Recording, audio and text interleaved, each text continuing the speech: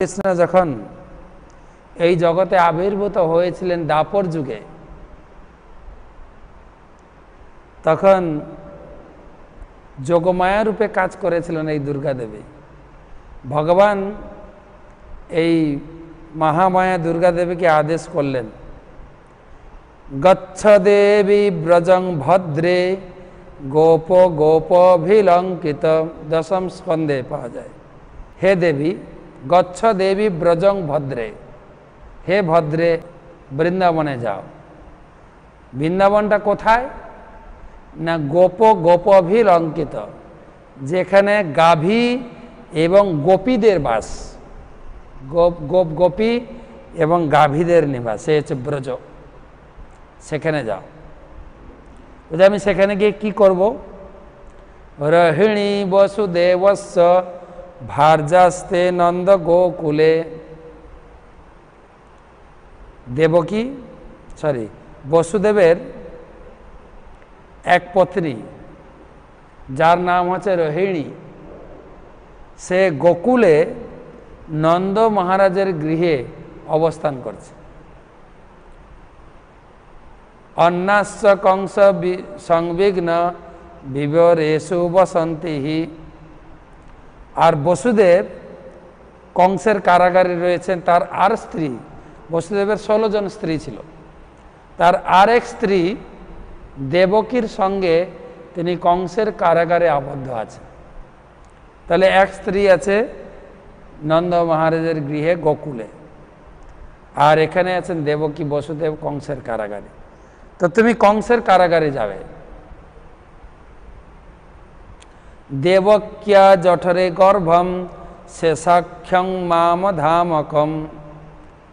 দেবকীর গর্ভে, দেবকীর 6 সন্তান হত্যা হয়েছে, কংস তাকে আছাড় দিয়ে মেরেছে। এবারে 7ম গর্ভ অবস্থান করছে দেবকীর গর্ভে, 7ম। আর সেই 7ম গর্ভ হচ্ছে আমার অবস্থান বলরাম, মম ধাম, আমার ধাম। এ ভগবানের সমস্ত অবতার যেখানে যেখানে আছেন, চৈতন্য মহাপ্রভু, কৃষ্ণ, কৃষ্ণ যেখানে অবতীর্ণ হয়েছেন সেখানেও 6 সন্তান প্রথমে গেছেন, তারপরে 7ম সন্তান, তারপর 8ম। সচী মাতার ক্ষেত্রেও তাই। 6 সন্তান মানে 6 রিপু, কাম, ক্রোধ, লোভ, মোহ, মদ, মাশ্চর্য। এই 6 রিপু থেকে যখন আমি মুক্ত হব, তখন 7ম সন্তান হচ্ছে গুরু কৃপা লাভ হবে। আর গুরু কৃপা লাভ হওয়ার পরে 8ম প্রাপ্তি হচ্ছে ভগবানকে লাভ করব। এই হচ্ছে সিদ্ধান্ত আচার্যগণ দিয়েছেন, শাস্ত্রের সিদ্ধান্ত।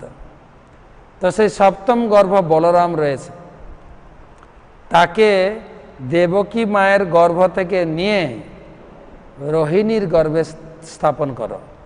তৎসন্নিকর্ষ, সেই আমার মা দেবকীর গর্ভে যে 7ম সন্তান রয়েছে তাকে আকর্ষণ করে সেখান থেকে নিয়ে তৎসন্নিকর্ষ রোহিণা উদরে সন্নিবেশয়, রোহিণীর গর্ভে গিয়ে রাখো। ডাক্তারদের কাজ মা দুর্গা করেছে। ডাক্তাররা মাঝে মাঝে এইসব করে, কিন্তু হসপিটালে এর ছেলে ওর মেয়ে সব চেঞ্জ করে টাকা পয়সা দিয়ে। আর এখানে দুর্গা দেবী করে দিয়েছে মা দেবকীর কাছে, দেবকীর গর্ভ থেকে নিয়ে রোহিণীর গর্ভে। তথাহম অংশ ভাগে ন দেবক্যাং পুত্রতা শুভে। তাই দেবকীর গর্ভটা খালি হলে আমি আমার দেবকীর গর্ভে আবির্ভূত হব। প্রাপ্স্যামি তম যশোদায়াম নন্দপত্নাম ভবিষ্যতি।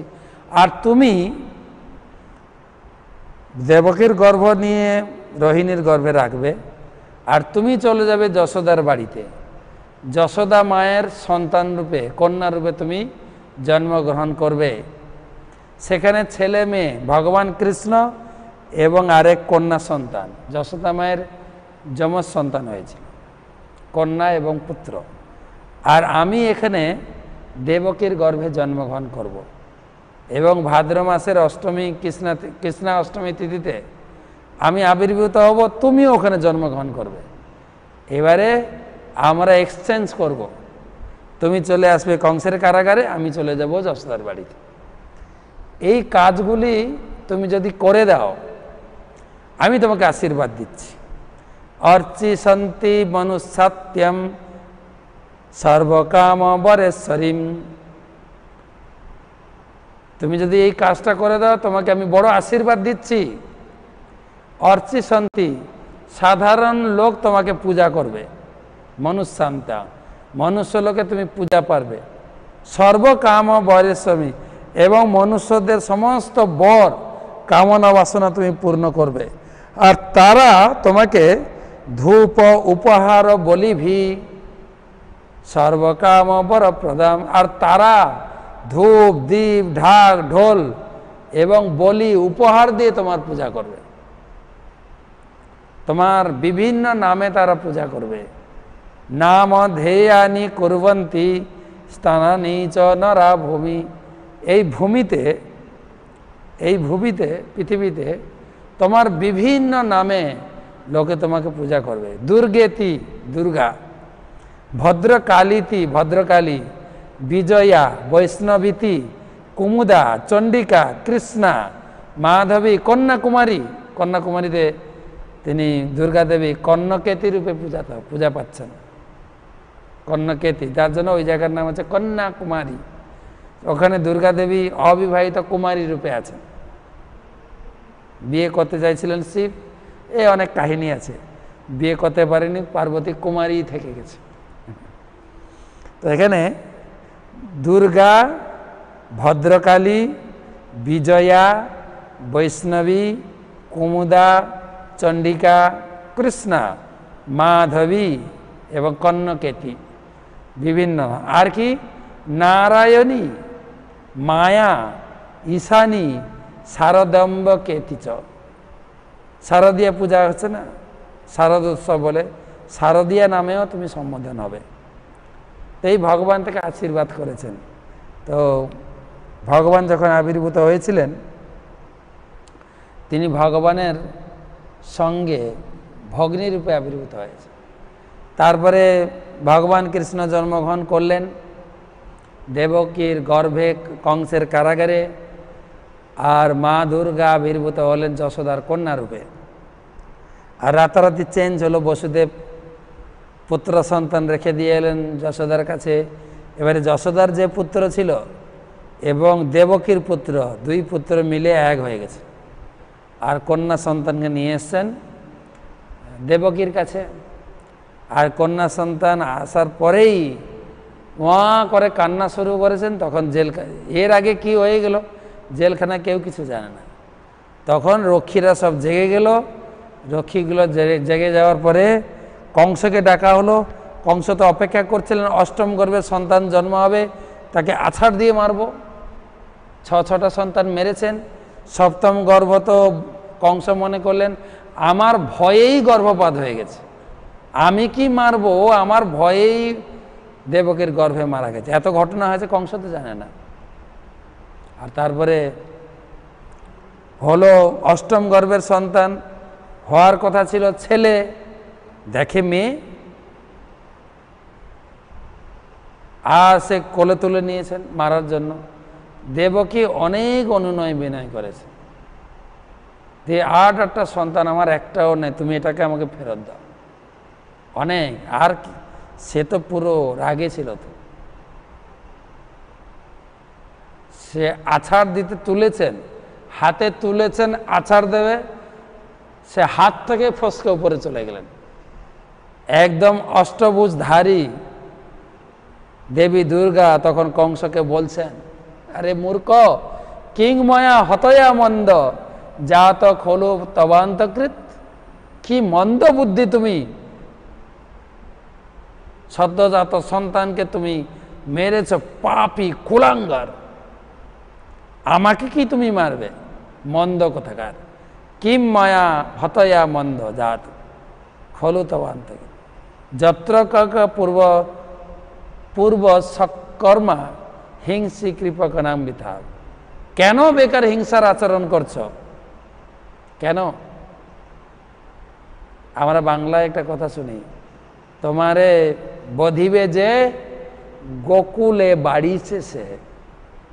তুমি আমাকে কি মারবে? তোমাকে যে মারবে সে অন্যত্র গোকুলে বাড়ছে, গোকুলে। ইতি প্রভাসতং দেবী মায়া ভগবতী ভূমি। সেই ভগবতী দেবী দুর্গা এইভাবে কংসকে আদেশ করেছিলেন, বহু নামানি কেতেছু বহু নাম। সেই দুর্গা দেবী ভাগবতে বলছেন সুখদেব গোস্বামী, বহু বহু নামে প্রসিদ্ধ সেই দুর্গা দেবী। সেই দুর্গা দেবীর প্রণাম মন্ত্র আমি পাঠিয়েছি সকালে, সবাইকে পাঠানো হয়েছে। সবাই আশা করি সেই প্রণাম মন্ত্র দিয়ে পূজা করেছে, কৃষ্ণ ভক্তি প্রার্থনা করেছেন। কাত্যায়নী মহামায়ে মহাযোগিন্য ঈশ্বরী, মহাযোগী নন্দ গোপসুতং দেবী। নন্দ মহারাজের পুত্র সেই কৃষ্ণকে যেন পতিরূপে লাভ করি, কৃষ্ণ ভক্তি যেন লাভ করি, এই কৃপা করো। দুর্গা দেবীর কাছে প্রার্থনা। সেই দুর্গা দেবী আমরা এর আগে একবার আলোচনা করেছিলাম, তার নাম কেন দুর্গা। আমাদের শহরে যেরকম বড় বড় শহরে জেলখানা আছে, জেলখানা, কোনো ক্রিমিনাল লোক দুর্বৃত্ত কাজ করেছে, জঘন্য কাজ করেছে, তাকে জেলখানায় পুরে দেওয়া হয় শাস্তির জন্য। যে দেশের আইন মানে না, সরকারের আইন মানে না, ঠিক এই ভগবানের এই সৃষ্টিতে এই জগৎ হচ্ছে জেলখানা। যারা ভগবানকে ভুলে গেছে, ভগবানকে মানতে চায় না, ভোগ প্রবৃত্তিতে একদম মশগুল, তাদেরকে এই জেলখানায় দেওয়া হয়েছে। জেলখানাকে, জেল হচ্ছে ইংরেজি ভাষা জেলখানা,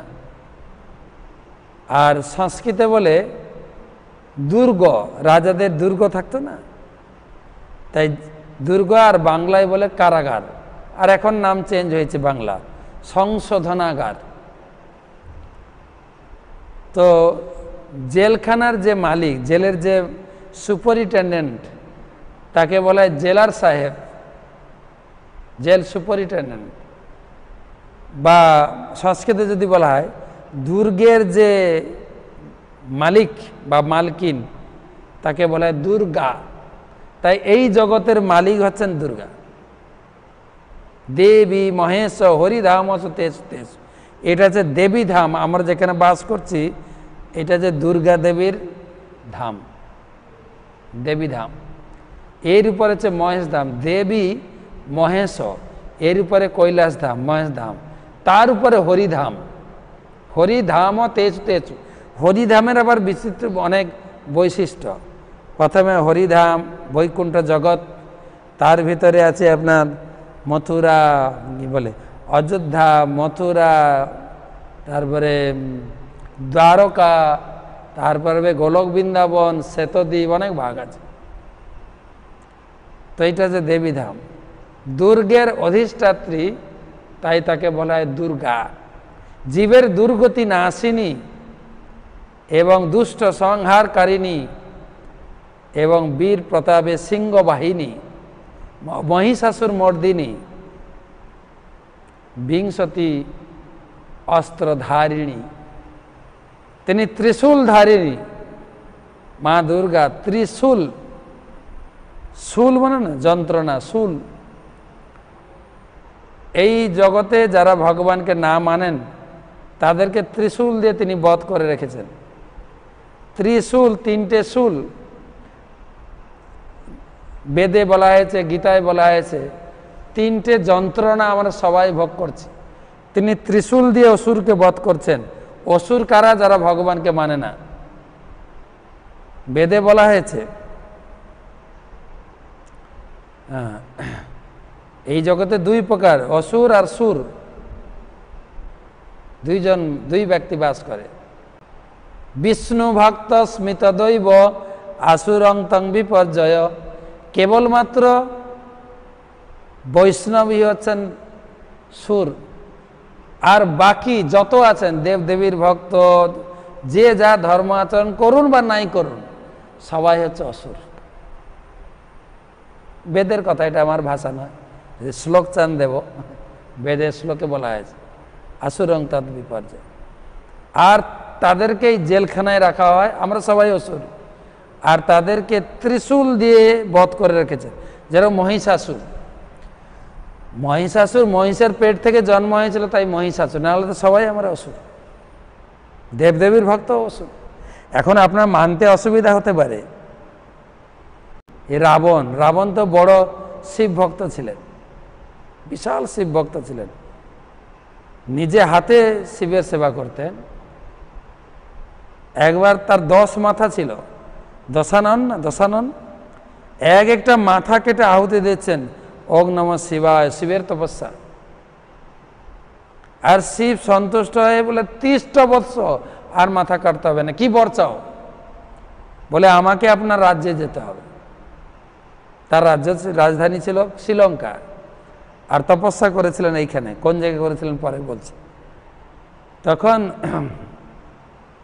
শিবের যাওয়ার ইচ্ছা ছিল না, তথাপি যদি মানা করায় আবার মাথা কাটতে শুরু করে, ঠিক আছে আমি যাব, তো একটা শর্তে, এখান থেকে তুলবে আর গিয়ে সরাসরি নন স্টপ ফ্লাইট একদম গিয়ে শ্রীলঙ্কায় নাম। হাতে তুলেছেন, যাওয়ার ইচ্ছা ছিল না শিবের, কিছুদিন যাওয়াতেই এত ভারী হয়ে গেছেন, আর মাটিতে রেখে তিনি একটু রেস্ট নিয়েছেন, বাহ্যক ইত্যাদি করেছেন, হাতে মুখে চোখে জল দিয়েছে। যেই তুলতে গেছেন আর উঠছে না, অনেক প্রচেষ্টা করেছেন, উঠে নেই। তখন তার মনে পড়েছে, আরে শর্ত ছিল তো রাবণের মনোবাসনা পূর্ণ হয়নি, তাই এতটাই ক্ষুব্ধ হয়েছিলেন। হ্যাঁ, এই বুড়ো আঙ্গুল দিয়ে শিবলিঙ্গের মাথায় চেপে দেন, এইখানে থাকো, যেতে হবে না। এখনো সেই রাবণের বুড়ো আঙ্গুলের ছাপ সেই শিবলিঙ্গের মাথায় এখনো আছে। সেই শিব হচ্ছে দেওঘরে রাবণেশ্বর শিব, দেওঘরে যে শিব ঠাকুর আছেন, দেওঘরে জল ঢালতে যায় সবাই, এখনো মাথায়।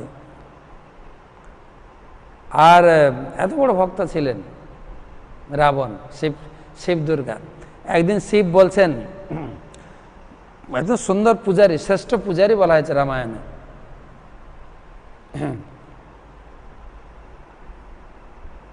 রাবণকে।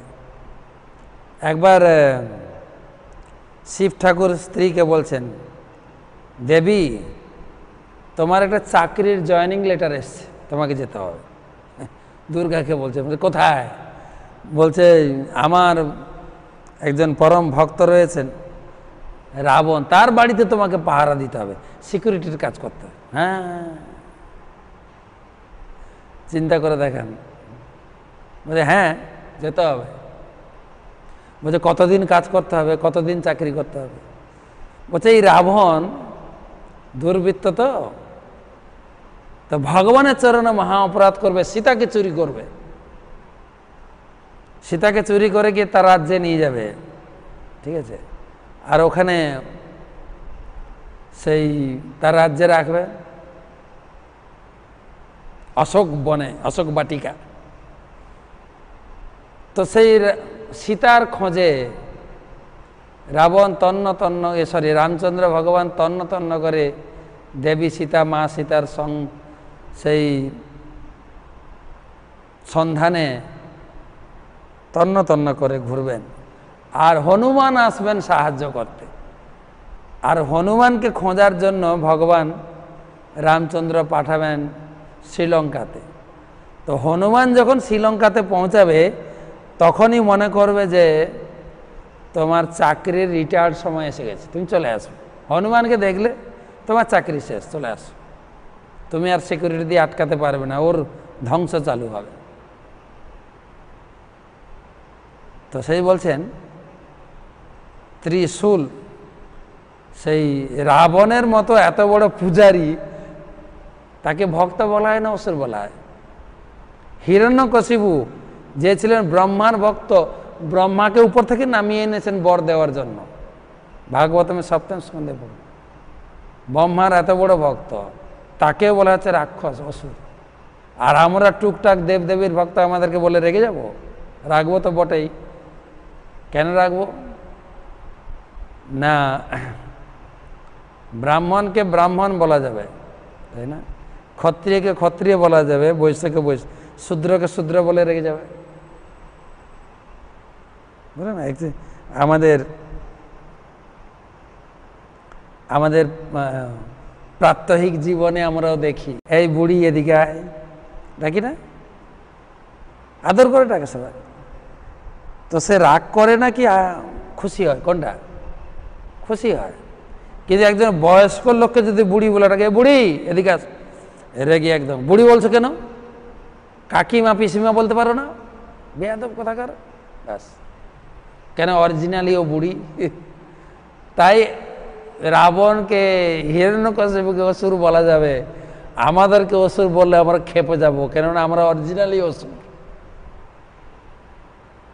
তো সেই সমস্ত লোককে এই ত্রিশূল দিয়ে বধ করেছেন। ত্রিশূল আদি দৈবিক জ্বালা, এই যে উপর থেকে ঝড় ঝঞ্ঝাবাত করোনা, এগুলো আমাদের হাতে নেই, উপর থেকে আসছে। প্রচুর পাপ করছি আমরা, উপর থেকে আসে এগুলো। ভূমিকম্প, ঝড়, অতিবৃষ্টি, খরা, এগুলো হচ্ছে দৈব দ্বারা প্রেরিত আদি দৈবিক দুঃখ। একটা শুল। দ্বিতীয় শুল হচ্ছে আদি ভৌতিক অন্য জীব থেকে পাওয়া দুঃখ, পিঁপড়ে, মশা, মাছি, সাপ, প্লাস আত্মীয় স্বজনের দুঃখ, কটূক্তি, বিবাদ, ঝগড়া, কোর্টে কেস লেগেই আছে, একে অপরকে দেখতে পারে না। অন্যের কাছ থেকে যে পাওয়া দুঃখ, এ থেকে কেউ মুক্ত না। আর তৃতীয় দুঃখ হচ্ছে আদি আত্মিক, মন এবং শরীর থেকে যে মাথা যন্ত্রণা, শরীর ব্যথা, এগুলো সবসময় লেগে আছে। তিনটা শুল দিয়ে সবাইকে জিয়ে রেখেছেন মা দুর্গা, তিনটা শুল। হিরণ্যকে কি বলে, মহিষাসুরকে বধ করেননি, কিন্তু জিয়ে রেখেছেন, মহিষাসুরও পূজা পাচ্ছে। তো এই ত্রিশূল দ্বারা বধ করে রেখেছেন। তিনি হচ্ছেন কাল শোভা বিশিষ্ট, তাই সর্প শোভিনী, সর্প ধারণ করে থাকেন। তিনি শোভা ও সিদ্ধি রূপ দুই সন্তানের জননী, কার্তিক এবং গণেশের, এবং জড় ঐশ্বর্য এবং জড় বিদ্যা স্বরূপ দুই কন্যার জননী। অত্যন্ত ঐশ্বর্যশালী মা দুর্গা। তিনি হচ্ছেন, ভগবদ্গীতায় ভগবান বলেছেন, মম মায়া দূরত্বয়া, আমার নিজ শক্তি। তাই তিনি হচ্ছেন জেলখানার অধিষ্ঠাত্রী। আর তিনি ত্রিশূল দিয়ে বধ করে রাখেন, কিন্তু বছরে একবার আসেন এই জগৎ জীবকে উদ্ধার করার জন্য। আসেন জেল পরিদর্শন করতে, এই দুর্গা পূজাকে কেন্দ্র করে। তিনি জেলবাসীকে মুক্তিদানের জন্য আসেন। এসে দুই প্রকার কৃপা, এর আগে বলেছি, আরেকবার রিপিট করছি, সকপট, নিষ্কপট আর অননুগ্রহিণী, তিন কৃপা নিয়ে আসেন। তিনি আসেন নিষ্কপট কৃপা। তিনি হচ্ছেন বৈষ্ণবী মাতা, শিবের স্ত্রী। তিনি জগৎবাসীকে কৃষ্ণ ভক্তি দান করে উদ্ধার করতে আসেন। তাই বৈষ্ণবরা যান প্যান্ডেলে গিয়ে কৃষ্ণ ভক্তি প্রার্থনা করেন। কাত্যায়নী মহামায়ী মহাযোগীন্নধীশ্বরী নন্দ গোপ সুতং দেবী প্রতিমে কুরুতে নমঃ। কৃষ্ণ ভক্তি যেন লাভ করতে পারি, হে মাতা, কৃষ্ণকে যেন স্বামী রূপে লাভ করতে পারি, এই কৃপা করুন। তিনি হচ্ছেন কৃষ্ণ ভক্তি প্রদায়িনী, নারায়ণী, ঈশানী। আর যারা জড় বস্তু কামনা করেন, মহালয়া থেকে প্র্যাকটিস করেন মার কাছে কি চাইব, মহালয়াতে শেখানো হয় না, ধনং দেহি, জনং দেহি, যশ দেহি, যদ দেহি।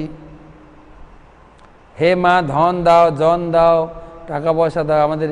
আমাদের গ্রামের দিকে কৌতুক করে বলতো, মা দেখা দাও, না হলে টাকা দাও, বাস, সোজা কথা। তো সে মা তখন তাদেরকেও এই ধন জন টাকা পয়সা দিয়ে জিয়ে রাখেন। এটা হচ্ছে মায়ের কপট কৃপা, যে এখানে থাকো সব, তোমাদের কারো উদ্ধার হতো, জেলখানায় পচো মরো।